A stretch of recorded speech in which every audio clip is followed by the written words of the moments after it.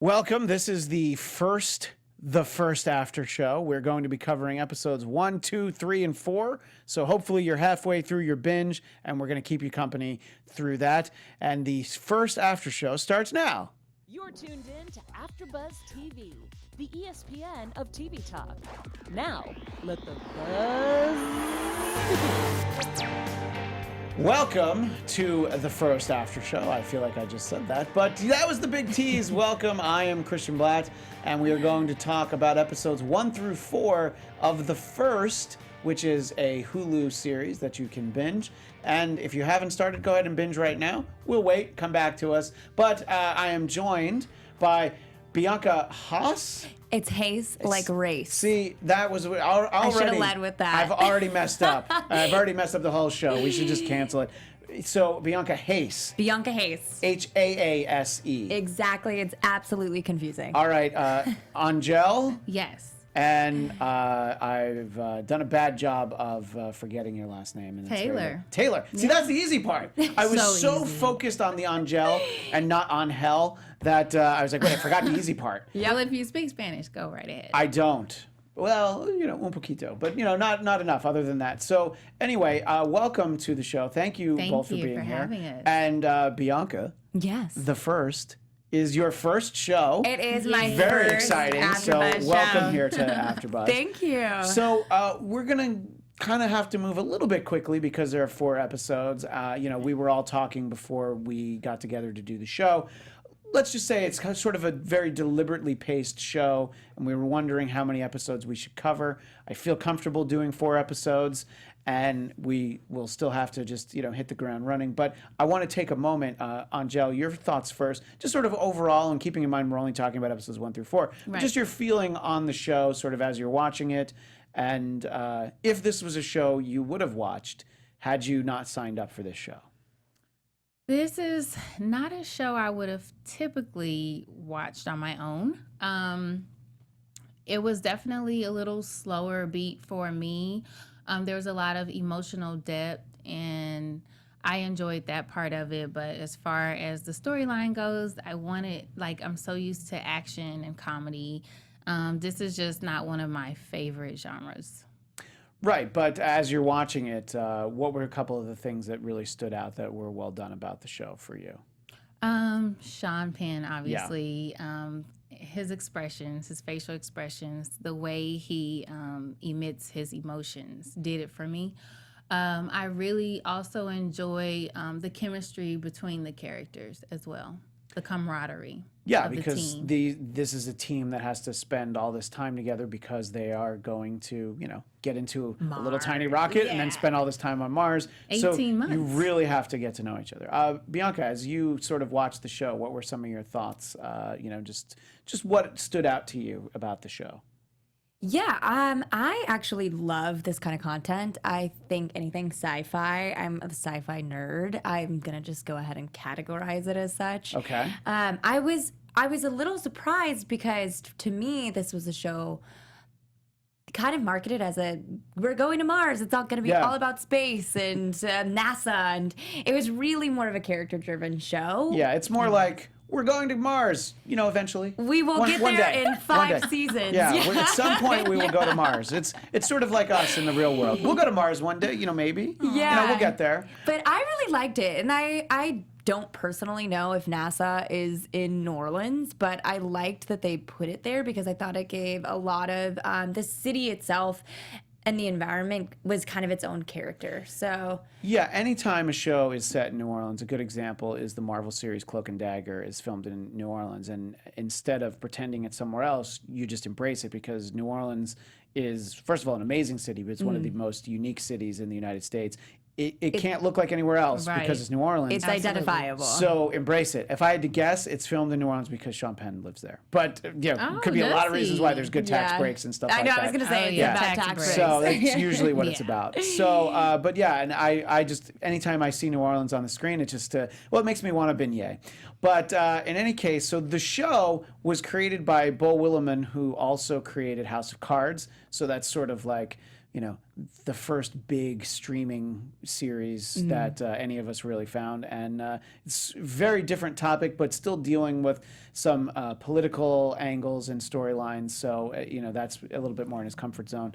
Right. So, I find the show very interesting. And it's mostly about character development and watching them interact. And, I think you're just sort of compelled with what these characters are going through. There's some great moments for Sean Penn as Tom Haggerty, sort of our main character, but also Kayla, portrayed by Lisa Gay Hamilton. I mean, just there's so much anger beneath the surface. So much strength too. Though. So much strength, but she's angry, and she knows she's not allowed to be angry about, like, oh yeah, you're not in charge anymore. This national hero who walked on the moon, he's going to replace you. Yeah. And, she gets it. She's like, yeah, that's the way it is. But that doesn't make her any less frustrated. So I think that the casting in general is great, but the two of them really stand out. And we have some great scenes with the two of them. So let's start off talking about episode 1, that is called Separation. And as you're sort of watching it, you kind of get the feeling, they're building up to this big launch. But at the same time, you feel like, you've watched enough movies and television. Something's going to go Something's wrong. not going to go well. Yeah. They can't give you what you want right from the get-go. Yeah, like episode 1, we're on our way to Mars. Let's go. No. And, Not so much. even knowing what is coming, just sort of, it doesn't make it any less tragic to sort of watch the way the families and the spectators react. We were talking before this show about... I'm a little bit older than both of you, which is nice to say, just a little bit. But when I was 10, the Challenger disaster happened, and that was in January of 1986. And there are some very clear parallels. There's also the space shuttle Columbia burned up on reentry in 2003. So that's the other major disaster, but that was after their mission on the way back in. The Challenger, it was just like this. And, you saw the people watching. They were sending the first teacher into space. Her name was Krista McAuliffe. And, so that is burned in my memory. I was 10, so, like, I certainly understood that, oh, this is really bad. Yeah. And they use some really powerful imagery in the show, just the explosion itself, and then the fact that it sort of stays up there in the air for a while, which is what happened. And there is a great... Well, it's a very upsetting moment, but there's a great moment where, Tom immediately rushes there to get all the celebratory things away, but a balloon sneaks away and it goes up into the ceiling, and there's footage from the Challenger explosion at the school that Krista McAuliffe taught. And I haven't seen this in years, and I still remember it vividly, that there's a kid holding a balloon, and he just lets go of it because, they see their teacher, they know she's on that ship. Yeah. So they did a great job recreating that, and, because you have to sell how awful this moment is, because there's these characters, there's these astronauts who train to go to Mars, and we get to, we're like just starting to get to know them, and they make a point. We get to see their families, we see them interact, and the banter and all of that. So Bianca, just give us your thoughts about, as that part of the story is unfolding, if you felt pretty confident that something bad was going to happen, and even knowing that, how you felt as you watched it. I think, you could feel kind of the ominous setup for it. Even though it was supposed to be positive, you knew that something was going to happen. But I think what's best about that is it's interesting in a world where it feels like now everything that we attempt goes right. We are having self-driving cars, all the technology. We haven't had any major disruptions in our technological advancement. And it was an interesting reminder that things do go wrong, and it sets up the real pressure that it now is put on all of our main characters. I think by showing what you were saying, really establishing how awful of a situation this was, and all of the people that it affects, that these people have families. It's not just the loss of life from the actual spaceship. It's the detriment that it gives to all of the people close to them, and all of the people who maybe weren't close with them but worked on creating this opportunity. And I think that by really focusing on all that for the first episode, it did make you feel more invested in these characters doing it right the second time. Right, and I think they do a good job, of having us, and it's over the course of the episodes, obviously, but having us meet the family members. I mean, sort of I would say the saddest moment is the little girl who's talking to Tom, and she just very matter-of-factly, the way that kids do, just ask who decides who lives and that dies. was deep. Yeah. That was deep. That was a moment right there. Yeah, well, and Angel, just like myself, we're both parents, so of course Yeah. that's the sort of thing that will always resonate a little bit more because you can just imagine, How the children are processing tragedy of And this, grief. like at this capacity. Yeah. What were some of your thoughts about that sequence, where we have the disaster happen and we sort of get to see the different ways that the families process it? So I knew something major was going to Yeah. happen because they spent a long time.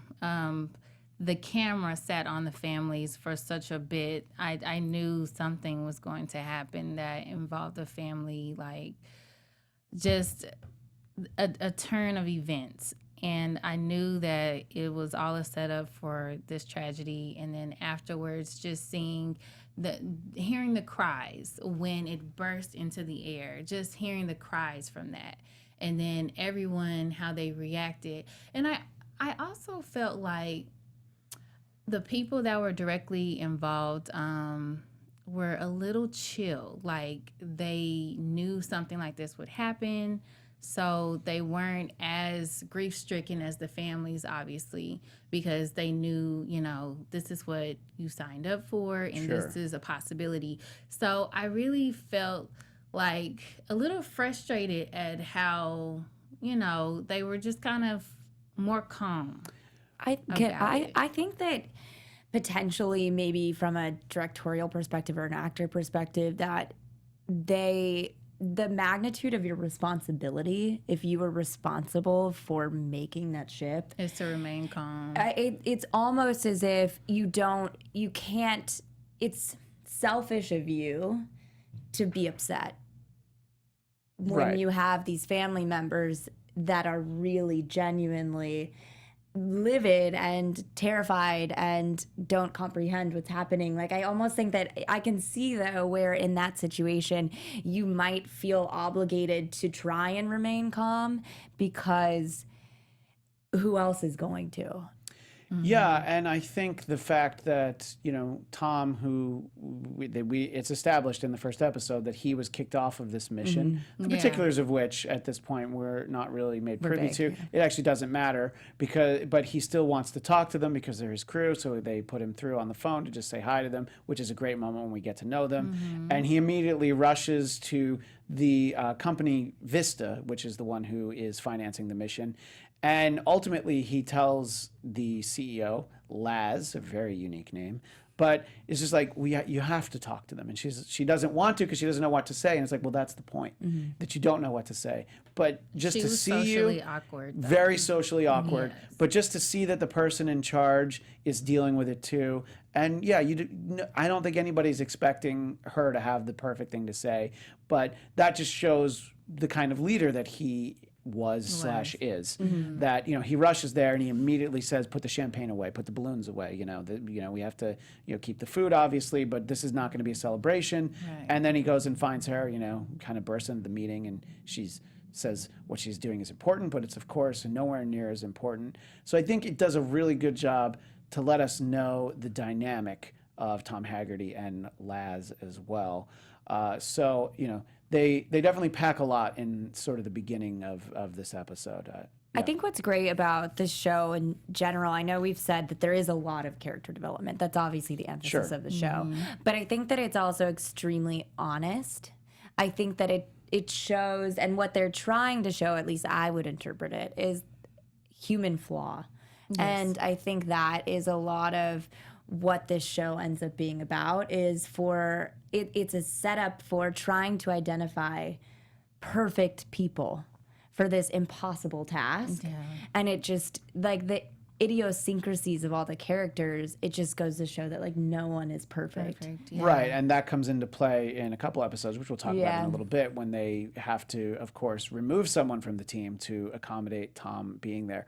And in terms of dealing with the flaws of, humanity, really, for lack of a better term, we sort of get reintroduced. Well, we get introduced, but Tom is reacquainted with his daughter, Denise, who, she comes home after the launch because you can tell that they're estranged. And I think when it's on, I think she has every expectation that her dad is on the ship, on, whatever you want to call it, the rocket, the shuttle. And I think when she realizes that he's still alive, even though at this point in the series she's still, a little bit messed up, obviously, she realizes, I haven't talked to my dad in a while, but I think I need to go see him. You know? Talk a little bit about sort of getting to know Denise when she first shows up, Angel.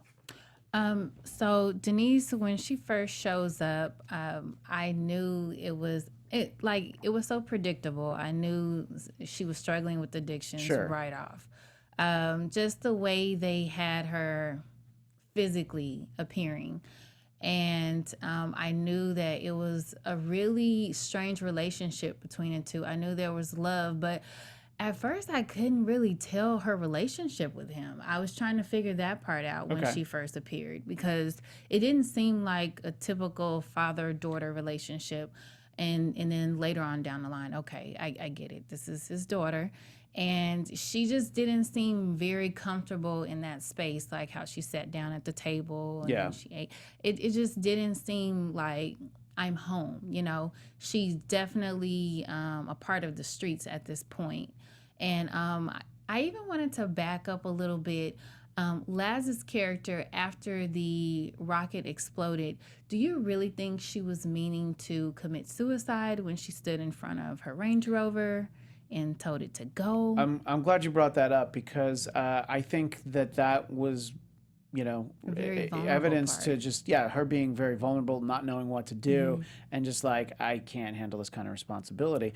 I think it's sort of an interesting point because of the fact that this is clearly, this isn't leaps and bounds in the future, but this is a little bit in the future. There's technology that we don't have, but it's certainly simple enough that, you tell your TV, you tell your phone, it's kind of like having an Alexa for everything, Go, stop. Yeah, where everything's go, stop, try again when he keeps getting the busy signal. So I think on some level she probably knows that there's a safety mechanism built into the car. So it was kind of like a Russian roulette. Yeah, just to see like how close is it going to get. If it doesn't stop, then it's meant to be. But I am actually glad you brought that up, because that is a very defining moment for where she's at. And then when that's over, clearly she's just like, all right, I gotta get back to work and taking care of this. I did not like her up until that point, I will admit. Then I saw the humanity, because at first I thought, oh my gosh, she's so insensitive. And just understanding her character now, like later on, I've watched shows, you've watched the whole series. Just understanding where she came from and how she's evolved, and she's finding herself maternally. She's finding herself. So I think Bianca, that's important. What do you think? Sort of both, these points that we're talking about Laz, as we see her in the first episode. The very cold, matter of fact, at work, but then she gets home and allows sort of those walls to kind of come down a little bit. Yeah, I think this kind of harkens back to what I was saying about just the responsibility, and you mentioned that word as well. I really like her character because I think she has the hardest job. She has the hardest job. She runs the space program, but she has the hardest job with trying to manage something that she's clearly not good at, which is people, and something that she's very good at, which is technology, and trying to be, not only is she in a room trying to work out all the mathematics of it, but she has to be the one really encouraging everybody that they're doing the right thing. Right. And I think that's a hard sell from somebody that knows they're not good with other people. Yeah, I mean, ultimately, speaking of responsibility, she really has the most responsibility because everything that happens that might go wrong, well, it goes back to her. Right. And when we find out sort of the cause of why this tragic event happened, it's just crazy to think about sort of the flukes and just how unpredictable, really everything can be. So we'll move on and talk about episode 2 in a moment. But first, Angel has a very important message for all of you. Hey, AfterBuzzers. Our network produces after shows for nearly all of your favorite TV shows, from dramas, reality TV, sci-fi, and more. There is no network that works harder to serve television fans. But we need your help. We're asking that you please subscribe to one or more of our YouTube channels. And by subscribing to our channel, YouTube will suggest content that's tailor-made for you, and you'll help AfterBuzz continue to grow. And if you're worried about those pesky notifications, don't be, because they're optional. So hit that subscribe button now for this channel and check out our AfterBuzz YouTube channels as well. Let us know you did so in the comments, and we'll thank you on the air. For now, thanks for being the best fans and to help us be the ESPN of Talk TV. Thank you very much. And for those of you watching live, you can join us in the chat. But if you're watching the archive version of this, go ahead and leave comments either on the YouTube page or on iTunes. And when we do episodes 5 through 8 next week, we'll be happy to include some of your comments into our conversation. So episode 2 was called What's Needed, and it deals with this congressional hearing about what went wrong. And, you know, we see Laz testifying and really getting into it with one of the senators who doesn't seem impressed, as she later says to Tom, not impressed by her argument about global warming, which this being the near future, they project a little bit about there being this idea of the eco-refugees, which is talked about sort of in the present day now, that, you know, just climate change will sort of dictate people living in places like Miami or on coasts are going to need to move away from places like that. She even specifically says New Orleans. Yes, yeah, right. it talks about The fact that they've spent so much money to keep New Orleans, you know, with a city that without any kind of help, probably, you know, a century ago would have ended up, you know, right back down in the swamp. Yeah, exactly. Like the Tulane University Library has a basement level, and when it was first built, that was the first floor. And then it ended up being underground, and they had to do a lot of work. That'll tell you just a little bit about New Orleans. Yeah, a little bit about New Orleans. Yeah. So when they talk about the problems with what happened, you know, we all saw in the first episode, they have the sort of good luck ritual with the quarter, and they're passing it around. Obviously, no reason that you would think that anything of that, of just like, oh, it's just a little ritual. Well, unfortunately, the quarter ends up somewhere it shouldn't be, and then it's demonstrated that it basically acted as though somebody shot at it because it moves so fast. Right. It's like a bullet. And that's really all it takes. You know, with the Challenger tragedy in 1986, there was just sort of a very simple mechanism that I remember from the time. It was something called the O-rings, and it just got too cold. And during those congressional hearings, they were trying to sort of use a lot of science to talk over the head of everyone. And one of the senators, I don't remember who it was, he had one of the O-rings, and he put it in his glass of ice water, and then he held it up and was like, well, look what happens now. It got too cold. So you're able to just so simply look in that moment, and that's sort of what happens here, where it's just like, yeah, so this is such a fluke, and it's completely unpredictable. And obviously, if you're a senator who's approving money, billions of dollars to be spent on the space program, it's a little bit of a tough sell for, you know, constituents that you're going to have to tell, like, yeah, we're going to spend a lot of your tax dollars on a space program where, you know, billions of dollars worth of work was undone by 25 cents. Yes. So no books for your school. Right, exactly. That was the point she made. Bianca, talk a little bit about sort of that revelation, which definitely surprised me. Yeah, I think as we talk about it, I'm honestly seeing so many metaphors, the storyline and the characters and the relationships. I just think that making it such a minuscule issue to have undone, like you said, all of this work, it's interesting because I think it goes back to what we were saying about the characters, like these little flaws that might impact everything.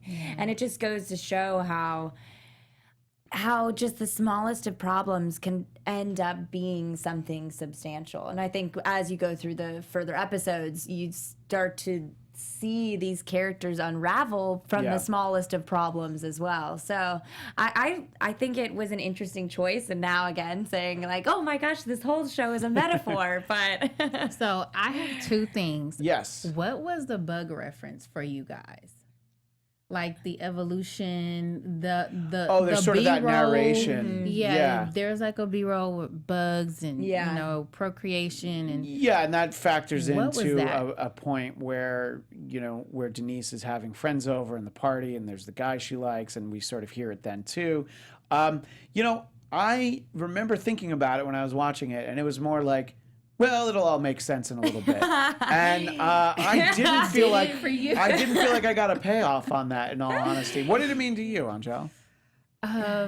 Honestly, like I really didn't get it. I wasn't able to connect the dots.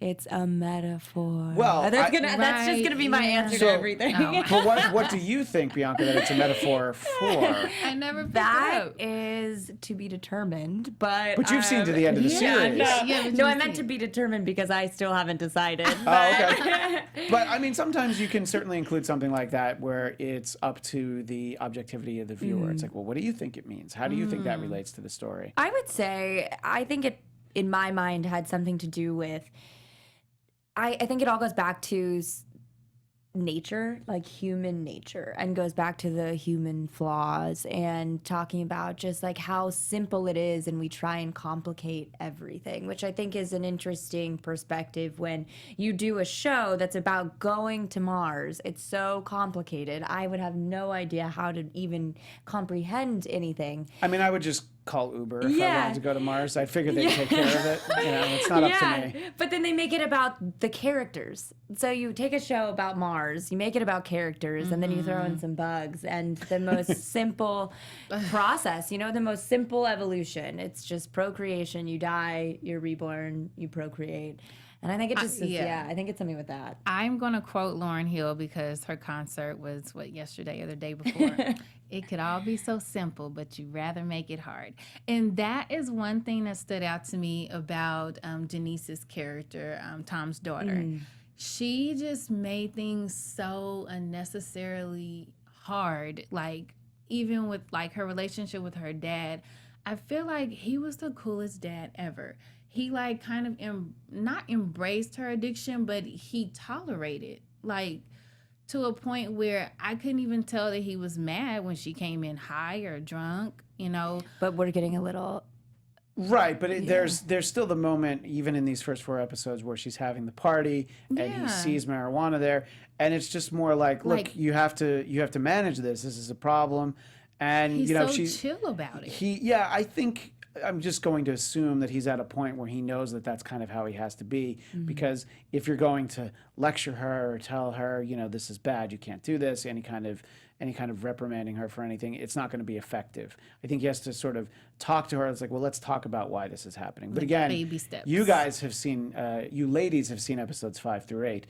so I'm a little bit in the dark, but that's why I'm in the dark. So, but since we're talking about Denise, in the second episode, she begins working as a waitress, and she wants to use her mother's tattoo studio downstairs. And you can see, Angel, you were talking about just how much of Sean Penn's portrayal of Tom is in his face.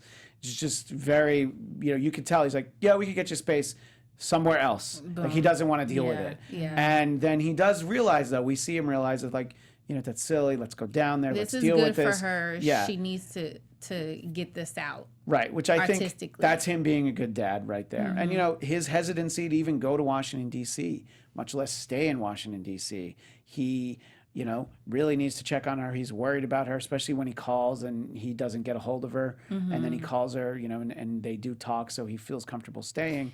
I feel like there's, you guys are saying like he's such a good dad, and he does seem like a really good dad, but it almost feels like he is trying to, in these first 4 episodes, overcompensate for something. And I mean, you look at the way that he is paternal to all of the now dead astronauts' family members and the new astronauts that they introduce, and he's so warm and knows exactly how to take care of them. Like, he knows exactly what to do in all circumstances. And with her, he just seems so out of his comfort zone. Yeah, And he's almost it's shy with her, interesting. right? Yeah, he's shy. Like, he doesn't know what to do, which I get if you have somebody with an addiction problem. But it feels like in the first 4 episodes, they are alluding to there's something that needs to be explained to the viewer. Yeah, and also, I mean, dealing with other people's emotions is one thing, but when he has to interact with Denise, he has to process his own emotions, which clearly is something he's not particularly interested in. Right. So speaking sort of that, he gets flown to DC to testify, and then he realizes, like, yeah, I can't say what you want me to, but as he says to Laz, he's going to handle it his way, and we see him speak to those parents who were so upset and turned down the settlement, and he just sort of talks to them, and he shows them what their son got to experience and why it was so amazing. And he understood that that's going to be more effective than if he testifies and makes all the points there, being able to at least get those parents to consider that their son, of course he didn't want to die, but he understood, and it was worth the trade-off to him. And it's worth the trade-off for all the other aspiring astronauts to do that. I think it shows, to Bianca's point, how well he can interact with people, just how much he understands them, which Laz would not have any of that sense for how to talk to them. It would have probably just been, can we offer them more money? Is that going to make them feel that much better? Twice as much money. But Are they going to feel twice as good? don't you understand global warming? Yeah, right, exactly. So I thought it was interesting to sort of see Tom, I don't mean work those parents in that he's like pulling a con on them, but sort of interact with them and try and figure out how to help them through what is obviously a very difficult time. And then also simultaneously trying to keep his daughter at least relatively close to the straight and narrow. This episode ends with Tom being offered the chance to command the next mission. Right. As with the tragedy in the first episode, not a particularly huge surprise that he's offered this. But again, he feels like he needs to talk to Denise about that, so he's hesitant to make a decision. Angel, what did you think sort of about that moment? Was it one that you saw coming from a mile or possibly an episode away? About them offering him being the position? commander, yeah. You know what? It was so implied when the first team was getting ready for takeoff. The camera showed in his face that he was a little, I don't want to say bothered, but I can tell that he really wanted to be a part of that. Agreed, yeah. And he just felt like he was cut out of something that he was so passionate about. I felt his passion for wanting to be in that moment and being with his team, which compelled him to call, and that had to have been like really hard for him. I'm sure they haven't had any contact with him since he was let go. Right. So that's why he so much wanted to talk to them before they went away. So humbling. Yeah. The position he took was so humbling to speak to them before takeoff, and I'm glad he did because of their demise. Sure. But yeah. Bianca, what do you think about sort of this idea that obviously it didn't take Tom long to realize, but obviously if he hadn't been kicked off the mission, well, he would have died. Yeah. So how difficult do you think that must be for literally anyone to try and process? Not just that character. You mean just processing? Processing the idea that, like, if everything had gone according to plan, I would be there, I would be dead as well, and just sort of like, I'm alive. Should I be? Should I even be alive? Shouldn't somebody else's life have been spared because I would have been in their seat, I feel like that's a very hard thing to process, but not a very emotional guy, so we don't really see that. He did say that, though. Right. Like, I wish it was me instead. He did say that. But sort of as the first couple episodes go along, sort of give us your thoughts about how anyone might process that. I mean, I think that you guys have kind of covered all of that, but I'll just reiterate that. Sure. Yeah, of course, it's the question of life and death. That's what they say that's your most ultimate fear is the fear of death, even if you don't acknowledge it. But right. I think, interestingly enough, that for astronauts, from what I've gathered from the show, I don't know personally any astronauts. You don't know any astronauts? No, but from the portrayal on the first, it almost is as if death is just the next step. Because it feels so, they've seen the abyss. They've seen the size of the universe in a way that none of us can comprehend.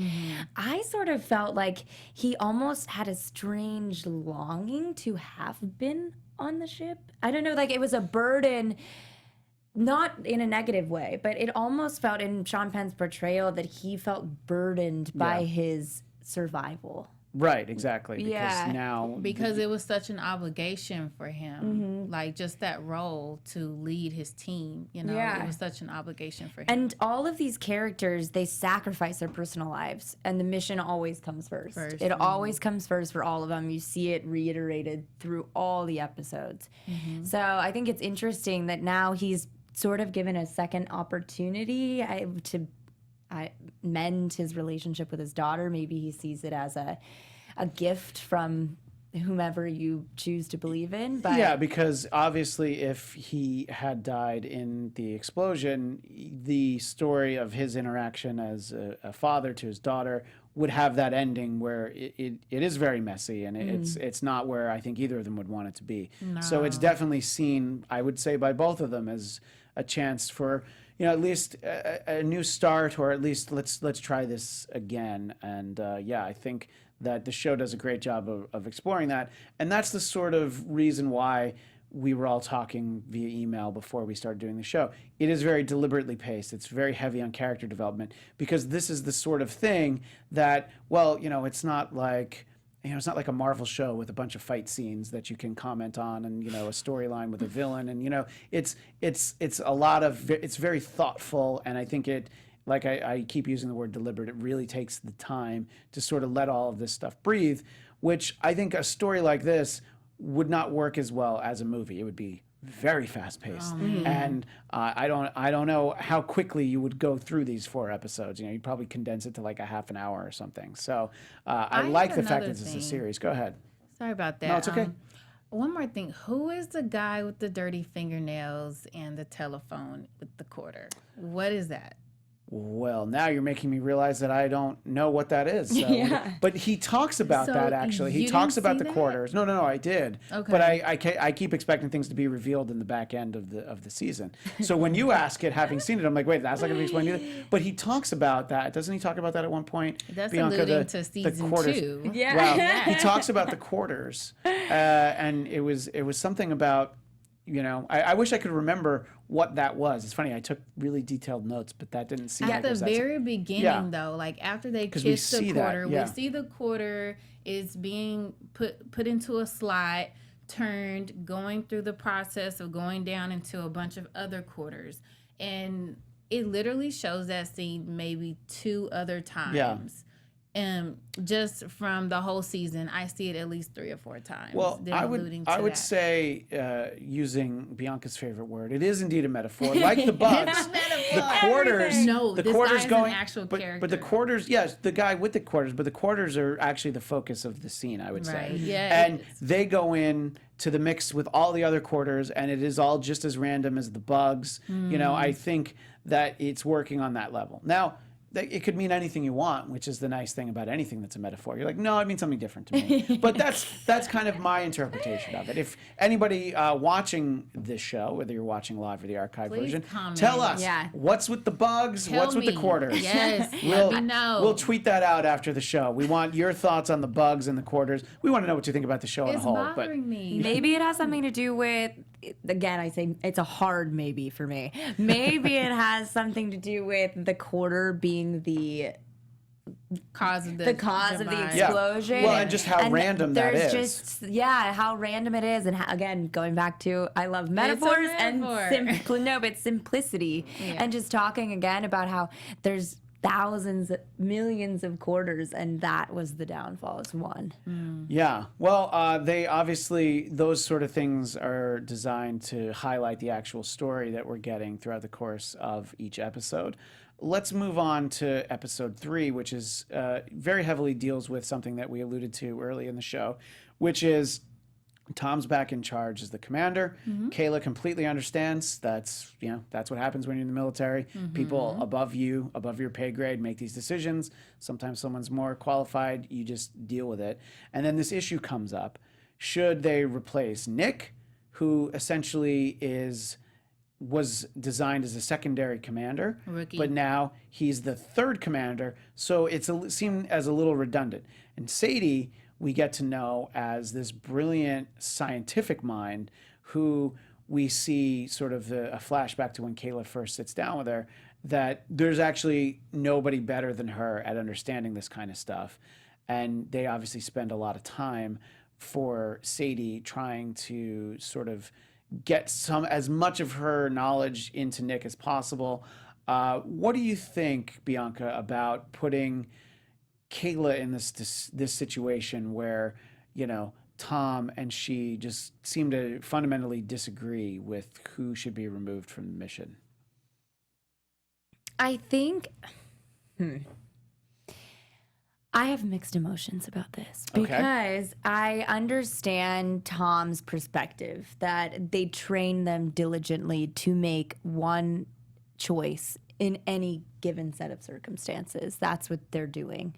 But I also see Kayla's choice because, first of all, it obviously makes sense to, if you get one shot at this, you have to have as diverse a portfolio of people there as possible. And what's the purpose of sending 3 commanders, like you said? Yeah. But then I think as it's revealed a little more in episode 3 and episode 4, I'm not going to go too far. Right, not episode 5. That's next week. But how Kayla was very proud of being a female commander of color. And I think that you start to understand that her motivation might also be because Sadie is a woman. Sure. And I don't know if maybe qualified woman. She is qualified. So I think you see this kind of battle where you get the male perspective of efficiency is the way to go. And then you get the female perspective of being more sensitive to just human nature and what's a smarter choice. I don't know if that made sense entirely. Right. But. Well, It almost seemed like a gender war to me. Yeah. It was like the I think you're guys right, yeah. versus the Yeah. girls. That was a metaphor in and of itself. I didn't understand why he was so resistant to Sadie. Like, what reason did he have? To me, he sort of watches, we see him rewatch the footage from that training exercise when he doesn't leave Kayla behind, and Nick is like, yeah, we got to leave her behind. And to me, that's like, why I don't think you should be so quick to leave your crew behind. And there's also a moment when we see, when Sadie and Kayla do return several hours late, Nick is also telling a story about another time that people didn't make it. And I thought that was going to be the reveal where Tom is like, oh, You're yeah, a bad guy. he's really too quick to leave people I didn't behind. want to go to space with him. Yeah, it's like, is he going to leave me behind? No, thanks. So I thought that's where that was going. But he still seems adamant that this guy has the right amount of experience. And the fact that Sadie is this brilliant mind, and look, we're not trying to portray Nick as an idiot. He's not, she's like the one person who understands this the way she does. Earth. Yeah, right. Maybe in Mars people understand better. But, so to leave her behind, I think you can see why it's so frustrating for Kayla. And it is unfortunate that Laz puts her in the situation where she's like, well, I want you to tell me what you think. And she's like, what, outside of the chain of command? It exists for a reason. That you removed me from. Yeah, that you removed me from, which was nice because you get to see her frustration. Yeah. And she ends up so angry at herself, which I think is just, a wonderfully done episode for her. Just the amount of emotion. She was such a beautiful soul. Like, just the fact that her ethics was still on point. Like, no, I'm not going to give you what you want. Because I really felt like it was very manipulative of Laz to even put her in that position. So I wasn't for that. But, they always say that the nice finishes last. So that was what that was to me. They wanted her to not only be demoted, but like they wanted to milk her from, like, still put her in a position of authority, but not give her the credit. So right. I mean, essentially, just basically being declawed for a lack of a better metaphor. Just you're in a position of power, but you don't have any real power anymore. It's the glass ceiling. You can see it, but you can't. You can't actually touch it. Yeah. Don't touch it now. And You're again, a woman. that actress's name, Lisa Gay Hamilton, does a great job, sort of as she struggles with these, and some great interaction with her and her partner when she goes home, and she's like sanding a wood table, I believe, and she just immediately just starts like just like, hey, what are you doing? You're going to ruin my table. So let's talk about it. And See how strong she is? Yeah, wow. She could have ruined She's an that astronaut. table. Yeah, exactly. So I definitely like seeing that, again, the key to the show being character development. I think that this is some great character development, and I find it to be, I don't know, I found this to be sort of an interesting thing that also carries over into the 4th episode, and I'll assume the second half, but I don't know because I haven't seen it yet. So we're dealing with that in episode 3. And before we move to episode 4, episode 3 does have this party scene that we've referenced where Denise brings some of her coworkers home, including this guy named Finn, who he's got the weed. And you know, there's the moment where she's like, well, I really like this guy. And, you know, she's like, oh, no, it's cool. I can handle it. But at the same time, there's sort of a nice portrayal where it's like, is she overcome by the inability to resist kissing this guy, Finn? Or is it just because there is some really good smoke in that mouth that I just want to try and get a little of that because it'll make me feel better. I thought that she was gonna charge off of his smoke. Like, yeah, she was like more turned on by the idea of getting high than actually making out with this guy. About to go for a charge. Okay. I think it's interesting also because at this point you don't really know what she's done. You don't really know how. I don't know what she's done. I don't know the backstory. Yeah, well, how bad her addiction problem is, or did she have an addiction problem, or did she do something else that was related to alcohol? They did say or weed earlier in the 1st or 2nd episode. They said weed, but she obviously is in a little but deeper she seems than that. she seems like something really awful happened, and you don't know. So then you start to. I liked how they played a little bit with the danger of that scene, like how bad is this for her? Right, and we don't actually see in that scene because Tom comes downstairs. I think everybody's got to go. Yeah, you know, and she also. I felt really. I would feel so uncomfortable if my dad saw me making out with somebody and she was like cool as a cucumber about it. I think she just had to be. But you know what? We were sort of talking about Laz and having the car, you know, kind of knowing that it was going to stop. If Denise really trusted herself to not get into any real trouble, maybe she would have gone somewhere other than her house where she knows her father's upstairs. That if things got out of hand, she would still be okay. That's a very good point. Yeah. One other key thing that happens here is this realization that the very sexily named the Mars Ascent Vehicle, which is on Mars, it's not transmitting, so they're concerned that it might not be operational when the crew gets to Mars. The problem with that being, that's how they get home. Yeah. So it would be a one-way trip without that, and then that turns into problems because you gotta talk to the senators again. You gotta talk to the president, who's not interested. More funding. Yeah, Well, the it's president also didn't want to spend any money. Yeah, well, it's also a terrible PR position to say we've already lost, what was it, 5 astronauts, and now we might And willingly billions. lose Just send 5 more. Yeah. And, you know, I think, you know, Laz tries to, can we keep this quiet for a little while?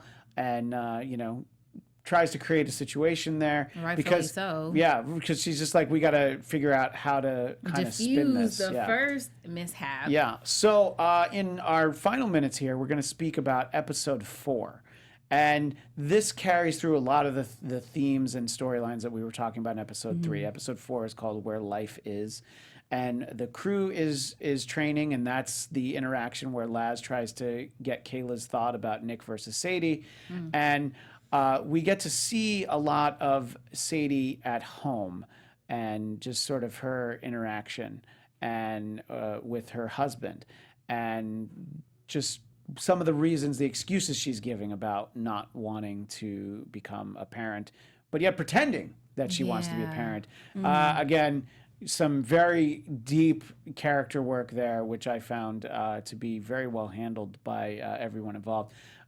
Angel, what did you think about sort of getting to see Sadie's home life? You know, not something that we necessarily expected these scenes when we signed up for a show about, and by we, I mean we as an audience, signed up for a show about being the first people to go to Mars.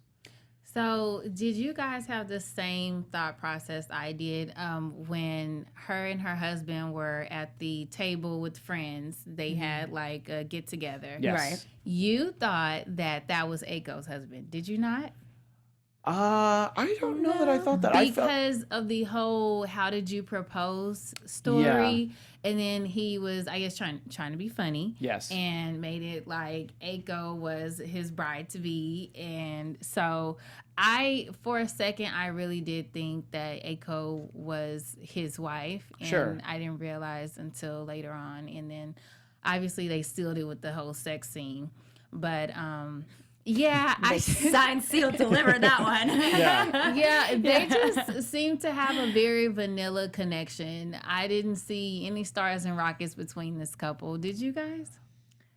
Go ahead. I Bianca. was just going to say that I think I can see where they originally got together. The trickle of romance between the two of them and the love for when he's retelling the story. You can see that she genuinely cares for this person and their personal relationship. But again, with all of the astronauts, they all time and time again talk about how the mission is first. The mission is first. It's the most important thing. And she's just been told she can't go. So I think that you see the weight of that realization not only weighing on her, but weighing on her family, which But is she her kept hope husband. alive. Yeah, she knew deep down, didn't want to give up Right. everything. Thank God And she just did. yeah. Yeah, I like the two of them. I think again, what I really like about the show is just how honest it is, and I think that their relationship is very honest. And I think that we're seeing it at a point where their relationship is certainly strained because she's got the pressure of initially, I'm going to, be gone for a year and a half. Well, I'm going to be on Mars for a year and a half. I think that the actual It's whole 3 mission years, is 3 isn't it? years. Yeah. So she's going to be gone for 3 years. No, I don't want to get pregnant. There's a chance I might still go. And she is, as we're saying, holding out hope that she is going to still get to go for some reason. And I think that puts, just tremendous pressure. Anybody who's been in, whether you've been married or not, just any relationship, just the pressures of daily life sometimes can weigh on you so much that you're not even remotely angry at the person that you're with. It just somehow manifests itself that way. And I think that that's some of what we're seeing. And their willingness to sit and talk about it for as long as they do, however long that is with, time-lapse editing. I think it's just some very, like I said, some very interesting character development. What I really liked about that dinner scene really quickly is just how they had pretty much all of the astronauts and their significant others in the same space, including Mateo, who they don't talk about a lot, but he has a new girlfriend. Yeah. Yeah, he Took has a his new first girlfriend. date there. And I liked the juxtaposition of all of these people who have been burdened by their spouse's choice for years versus her and her optimism and the love that she was so excited and happy and smitten and Just imagine getting into a new relationship with someone who is like, so I'm going to be in space for 3 years, but this is good. This thing we've got, right? Yeah. We should keep that going while I'm on Mars. But that's like any relationship. That's like a long distance. It's a It's an real exceptionally long distance yeah. relationship. And you're But like, we it can do it. happens. You know? That is so, like you said, it's very honest because it does happen in real life. Like, time is like the worst. Like, when things happen, it's never the right time. Yeah. Especially when it's good. Yeah. So in our final minutes, we should talk a little bit about the fact that Tom and Ellen, who is the wife of the late commander of the Providence one, they get together. Denise doesn't seem to take it well. No. Definitely not acting up to whatever age she is. You feel like she's like a 10-year-old kid who's here like, what are you doing in my house? Bratty. Yeah. Yeah. She was very bratty. Yeah, and it's more that she's upset that she was in the art studio, I think, more than the fact that he slept with her, It's like, hey, that's my special place. It reminds me of my mom. Why are you in here? Commenting on my work. Like, that seemed to be when she actually got angry. Okay. And then Ellen just leaves. But obviously, just her being there already bothered her. But she's like, I'm going to play Her this body role. language when she walked in and she already realized there was a woman there, I feel like that was alluding to her, like, not accepting what this could possibly be. Like, when I think she walked in and saw. Yeah. And they also haven't clarified what happened to the mom. It's very Right. just You get the impression. I mean, I don't know. I don't know what ominous. happens in episodes 5 through 8, but my impression is that she drowned or she went missing, and they weren't sure where to look for her. What but made you think that? because they talked about the river, and she kept looking at the river, and they talked about how she was missing initially. But that's what Yeah. me piecing together from 4 episodes. Yeah, but you don't really know, and Yeah. there is this air of it doesn't feel like it was just an accident. Right. It feels like there was some backstory to it, Right. And so the realization that there's a woman in there now, I think it piques your curiosity. What did you think that whole like her drawing her mom and like modifying it so much? What did that symbolize to you? I think, for me, that says something about, sure, she wants to remember her mom, but I think that the modifications are more about maybe changes in herself, seeing the world differently, and maybe just thinking differently about her mother. But what did you think that meant, Angel? I think it meant like how she went through these different emotions, and even Tom's character, Tom, how he felt about what she did, like how she died.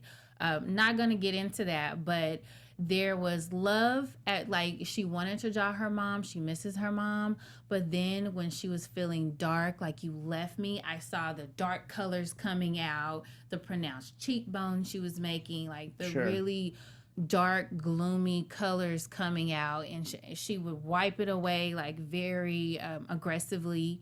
And so it just made me think she was using that as a palette for her feelings for her mom. What did you think about that, Bianca? I think that feels like a pretty accurate representation of what it was in my mind. I think also because they do have this strange relationship, Tom and Denise. It's loving, but it's cold, and it's concerned, but it's distant. It's this kind of, it's like when you're forced to live with somebody that you can't really stand, It's but a you have to roommate but you have to situation. do the best. A roommate situation, or possibly people who have siblings all feel that way at some point in their life. Yeah, so I think that painting for her is her outlet. That's the We've really got about a minute left, so I wanted to touch on the last couple key things in episode 4, which is Laz visiting Denise at her bar, which just, I don't know how that seemed like a good idea. Probably someone who doesn't know how to interact with people thought that was a good idea. Yeah. And look, it comes from a good place. Like, I'll help you while your father's away. And she's like, I don't need your help. yeah. And then also there's the moment where Laz realizes that she thinks she has a solution to fix the issues with the Mars Ascent vehicle, which brings us to the end of episode 4. But I wanted to give each of you sort of a moment to comment on those interactions. Laz with Denise, and then Laz coming up with this solution. Angel, you first. So Laz with Denise, I'll speak on just that part, and then you can do the other Great. part. Sure. So I thought this was her way of trying to come out of her shell and be more maternal and more nurturing and concerned. But at the same time, she's trying to seal the deal with the dad. Like, I need your dad to come. I need him to be on board. So you need to be okay. Because if you're not okay, he's not going to come. My mission is not going to happen. So I really felt like, even though it was developing her character in a nurturing way, it was also a little selfish to me personally. And what did you think, Bianca?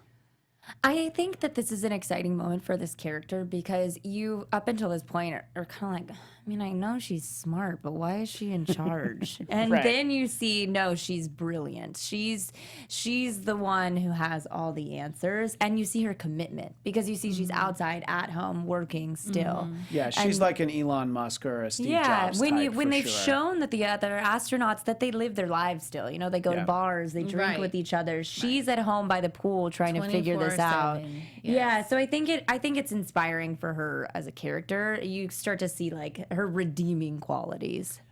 Well, we will pick up right from there next week when we cover episodes 5 through 8. It'll be also next Tuesday at 2 Pacific, which is 5 Eastern. But you can always check out the archived version on YouTube and on iTunes. So make sure you watch the second half of the season, like I will. And we'll be right back here.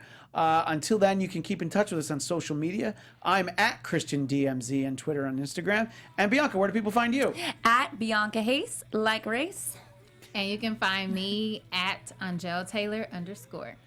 Great. Thanks so much. Lovely speaking with both of you. I look forward to talking about the rest of the season. And thanks to everybody who watched. And we will see you next week. Thanks, everyone. Our founders, Keven Undergaro, Phil Svitek, and me, Maria Menounos, would like to thank you for tuning in to AfterBuzz TV. Remember, we're not just the first, we're the biggest in the world, and we're the only destination for all your favorite TV shows. Whatever you crave, we've got it. So go to AfterBuzzTV.com and check out our lineup. Buzz you later. The views expressed herein are those of the hosts only and do not necessarily reflect the views of AfterBuzz TV or its owners or principals.